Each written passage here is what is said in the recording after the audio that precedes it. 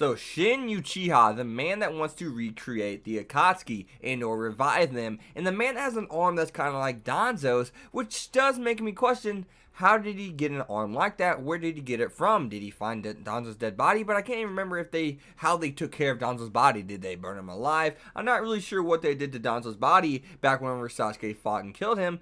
But nonetheless, I'm still trying to, kind of interested as to how does he have an arm like that. I can't remember if there's a certain way you can get that, but I'm pretty sure you have to collect eyes, and Danzo would have been the only one who could have, had those eyes to obtain that many at least.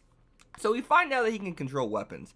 And it looks like we finally get our first curse mark inserted into the story, because we see Kawaki, right? We see Kawaki in the beginning of the very first episode, right? Whenever it kind of jumps to the future, shows Boruto growing up, and it shows Kawaki, and we see that they both have like curse marks. So it looks like this character has the curse marks too, and that's how he's able to control the swords. I don't really think it's because of because of his eyes necessarily, but whenever I was kind of looking, I was kind of like, whoa, does this mean that someone is creating these curse marks and giving them away? Is someone, the ultimate antagonist, the main antagonist behind the scenes, the one pulling the strings with these curse marks? I'm not really sure, but even if that were to be true, then how did Boruto receive his? So, but that's just looking way into the future, right? So I do gotta say, I'm so happy that Sakura got captured. I'm so happy that someone got captured, because I was like, after we got about 4 filler episodes, we can't just have two episodes that are canon. One really just being the rising action that hardly had any kind of action in it, any kind of elevated climax in it,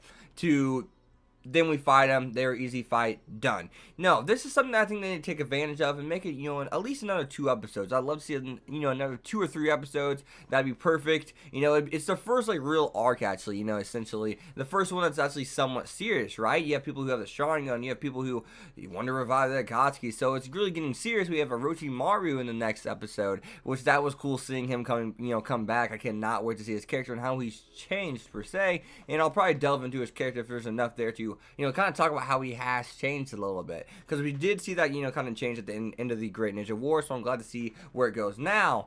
But other than that, I'm just happy to see Sakura was captured. So we do find out that, Sarada, not Sakura, but Sarada. I almost said Sakura there. That's why I'm kind of putting emphasis. I thought I might have said Sakura. But we find out that her Sharingan got awakened because of her dad being gone. It affected her deeply. And we see that, and that makes sense. I know last episode I talked about, hey, it looks like you don't need something terrible to happen to you in order to awaken your Sharingan, which that kind of gets exposed to be false now in this episode, which I'm glad to see that. That, it makes sense. It makes a little bit more sense now, and it follows suit in, in what we've grown up to learn, I guess is the best way to put it.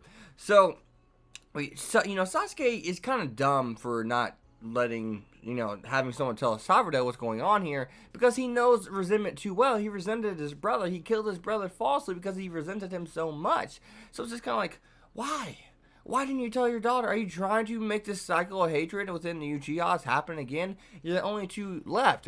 Instead of, brother hating older brother, younger brother hating older brother, now you're going to have daughter hating father. That's kind of dumb, man.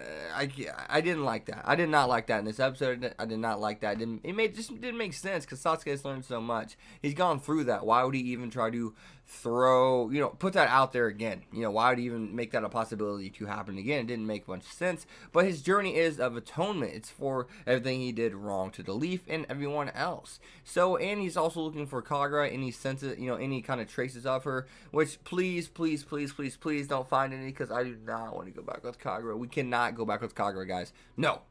See, it was a fun arc. I enjoyed it. I loved it.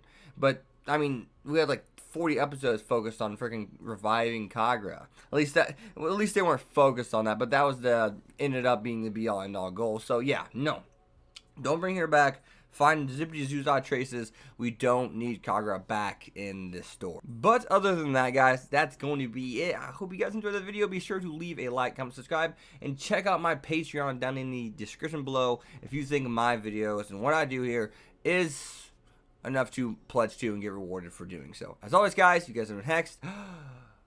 Peace.